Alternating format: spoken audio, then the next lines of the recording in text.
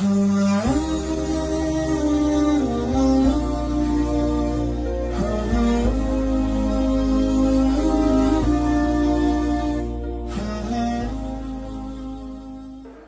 hidup di dunia ini harusnya seperti apa Pak Ustadz? Untuk apa kita di dunia ini Pak Ustadz?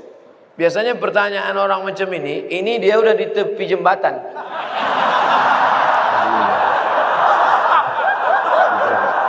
Untuk apa hidup ini?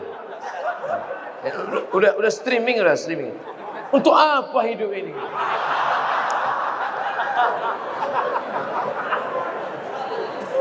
Satu, alladzi khalaqal mauta wal hayata. Allah menciptakan hidup dan mati. Untuk apa? Liyabluwakum ayyukum ahsanu amala. Supaya Allah melihat siapa yang paling baik amala. Makanya kalau mau jadi pejabat, jadilah pejabat yang amalnya baik. Jadi polisi, jadilah polisi yang amalnya baik.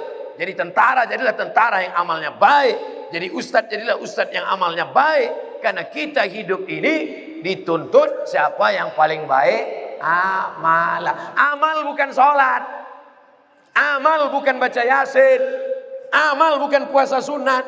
Itu ibadah. Hebat Pak Bupati kami Pak Ustadz. Kenapa? Pak Bupati kami rajin sholat duha. Itu bukan amal. Itu siapapun bisa. Sholat duha tak perlu jadi bupati. Betul? Yang dimaksud amal adalah dengan jabatan kekuasaan yang ada di tangan kita, bisa kita berbuat. Kalau jadi anggota dewan, buatnya perda syariah. Anak SD tidak boleh masuk SMP kecuali punya ijazah MDA. Setuju? Itu Bang. Dengan kekuasaan. Jangan nanti udah pensiun baru datang. Ustaz Somad, apa yang bisa kita buat untuk bangsa ini? Tangan pun udah menggeletar. Itu apa? Ustaz Somad, kami sebagai aparatur negara, PNS, apa yang bisa kami buat amal kami? Mana PNS? PNS kemana nih? Kenapa banyak orang ngantri? Mohon maaf Ustaz Somad, PNS-nya sedang sholat duha di musola. Bodoh. Amal PNS bukan sholat duha. Sholat duha sebelum berangkat tadi. Amalnya sebagai PNS adalah bagaimana melayani masyarakat, dipermudah urusan orang. Urusan KTP Anda masukkan pagi, selesai sore, dikirim melalui pos. Bisa apa tak bisa? Bisa. Mudahkan urusan orang di dunia, dimudahkan pula urusan di akhirat nanti. Amin. Ustadz, apa yang bisa kami lakukan untuk ustadz-ustadz? Kumpulkan ustadz-ustadz, kumpulkan imam-imam, kumpulkan khotib-khotib, kumpulkan guru-guru mengaji, beri mereka pelatihan, permudah urusan SIM kendaraan bermotor mereka. Setuju? Wah, banyak yang setuju. Kenapa Ustaz tiba-tiba ingat itu? Ingat dulu saya susah ngurus SIM. Dulu waktu sebelum terkenal. Masya Allah, tabarakallah. Artinya apa? Ketika Allah titipkan jabatan di tanganmu, pakailah. Ayyukum ahsanu amala. Ustaz, kami ini masih mahasiswa, masih sekolah. Lalu amal kami apa? Kau senangkan saja hati orang tuamu, pulang ke rumah, ayah, emak, nih transkrip nilai mak, nih, berapa IP kau nak? 2,0. Hah? Kenapa 2,0? Ayah sabar ya, ini takdir dari Allah. Anak hantu. Dikasih duit bukannya menyelesaikan masalah, menambah masalah. Yang masih kuliah, yang masih sekolah, kalau belum bisa kalian senangkan emak ayah kalian, jangan kalian susahkan mereka. Jangan asal balik susah. Belum lagi dia balik, baru menengok nama dia di HP aja. Ini susah.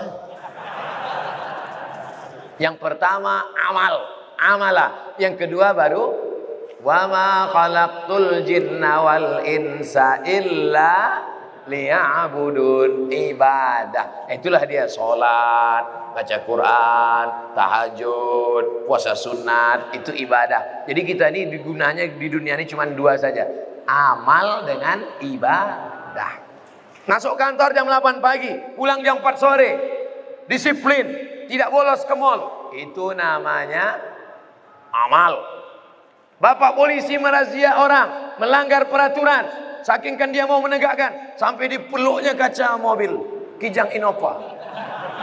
Itu amal apa ibadah? Amal. Amal itu namanya. Ustaz tahu dari mana? Saya tengok tadi di Instagram. Dua itu saja tujuan kita hidup ini, amal dan ibadah. Perbaiki amal, perbaiki ibadah. Banyak orang ibadahnya bagus, amalnya tak bagus. Banyak orang amalnya bagus, ibadahnya tak bagus. Yang lebih parah, amal tak bagus, ibadah tak bagus. Siapa yang amalnya tak bagus, ibadahnya tak bagus, pergi ke jembatan Barelang. Untuk apa ke situ Pak Ustaz? Nah, jangan kau tanya lagi. Saking tak ada lagi kertas dah. Selamat menikmati.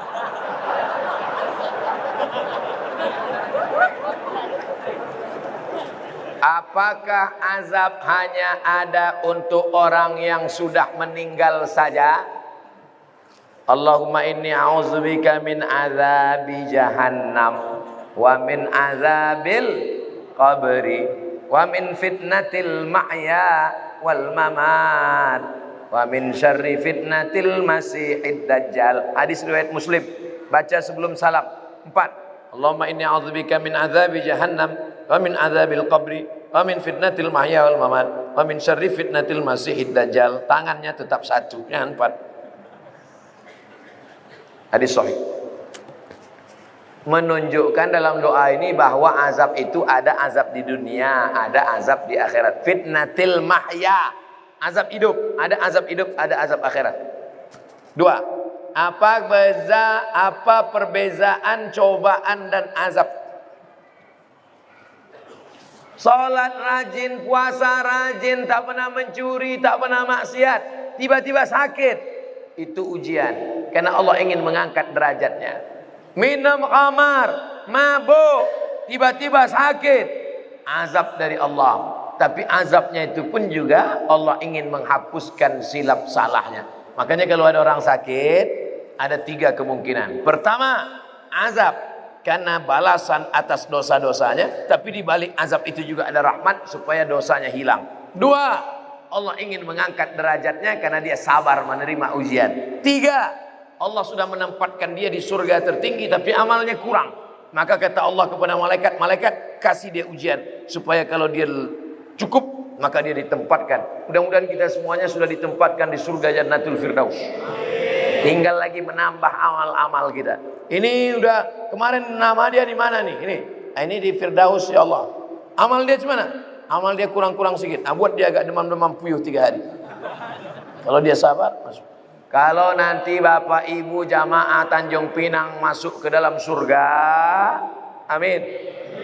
Pas sampai ke dalam surga, tengok kanan kiri tak ada saya. Mana Ustaz Somad? Cari saya di ruang VVIP. Pede kali Ustaz. Orang Islam mesti pede. Yang ngajarkan dia pede Nabi. Man qala la ilaha illallah Muhammadur Rasulullah dakhalal jannah. Siapa yang mengucapkan la ilaha illallah Muhammadur Rasulullah dakhalal jannah, masuk surga. Ini banyak orang, kau gimana masuk surga? Entahlah Pak Ustaz, enggak pasti lagi. Apa tak pasti? Kau masuk surga, pasti masuk surga. Cuman masalahnya masuknya kapan? Nah itu aja. Nah, ada yang antriannya panjang, pakai transit delay pula lagi. Nauzubillah.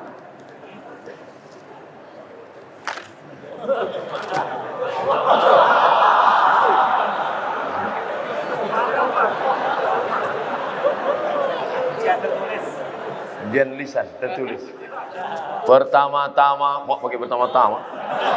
Izinkan saya mengirimkan Al-Fatihah untuk Ibunda Ustadz Abdul Somad Hajjah Rohana binti Nuruddin. Al-Fatihah. A'udzu billahi minasyaitonir rajim. Bismillahirrahmanirrahim. Alhamdulillahi rabbil alamin. Arrahmanir rahim. Maliki yaumiddin. Iyyaka na'budu wa iyyaka nasta'in. Ihdinas siratal mustaqim. Siratal ladzina an'amta 'alaihim ghairil maghdubi 'alaihim waladdallin. Amin. Semoga Allah mengampunkan segala salah dan dosanya. Amin ya rabbal alamin. Ketika saya sholat berjamaah, saya berada di shaf kedua. Ada makmum di depan saya, sholatnya batal. Terus saya maju ngisi shaf yang kosong. Apakah yang saya lakukan itu benar? Atau sebaiknya makmum yang di sebelah orang yang batal itu yang menggeser? Ada dua cara. Mohon maaf saya belakangi tuan-tuan. Yang jadi patokan imam di tengah. Imam di tengah. Lalu kemudian di mana orang yang batal tadi? Di sini. Kalau orang yang batal tadi di sini, maka shaf sini rapat kemari. Kalau yang batal tadi di sini, yang shaf sini datang kemari. Karena rapatnya kemari, bukan ke sana.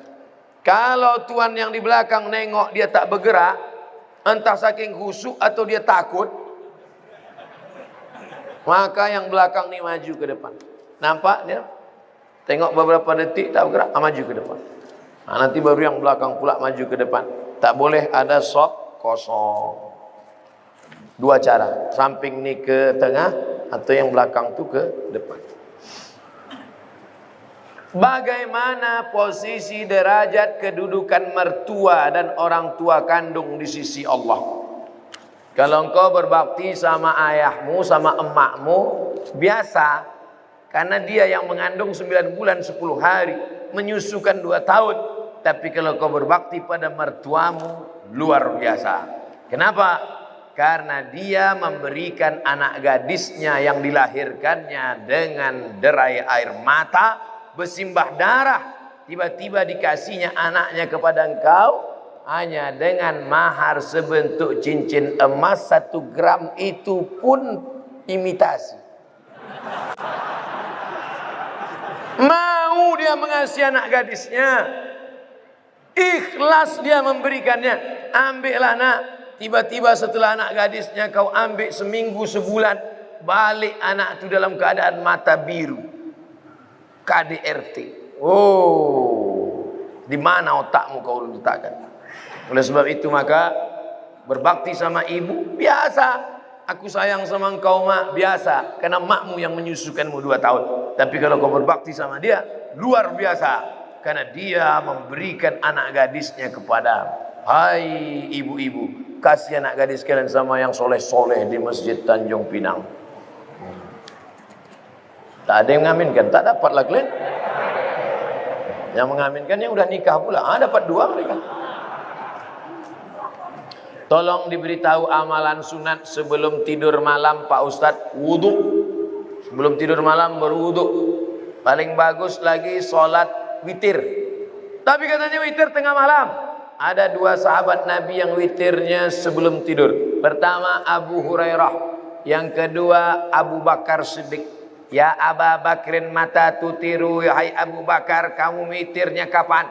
Ba'dal atama, habis isya salat witir. Maka siapa yang witirnya sebelum tidur, nanti malam tahajud saja tak usah tidur lagi. Tak usah tidur lagi, tak usah witir lagi. Maka dia dalam keadaan tidurnya suci. Baca kul huwallah, kul ambil falak, kul rabbin nas, ayat kursi, al-fatihah, subhanallah 33, alhamdulillah 33, Allahu akbar 33. Miring ke kanan, hadap ke kiblat, bismika Allahumma ahya wa amut. Sunnah. Orang sekarang tidur megang remote. Pertama dia nonton TV, lama-lama TV itu nonton dia. Cemana mau dapat rahmat barokah? Mati su'ul khotimah. Yang ditonton film hantu. Saya tahu Ustadz tidak merokok, tapi tolong beri saya motivasi untuk stop merokok. Udah capek udah saya cerita rokok nih.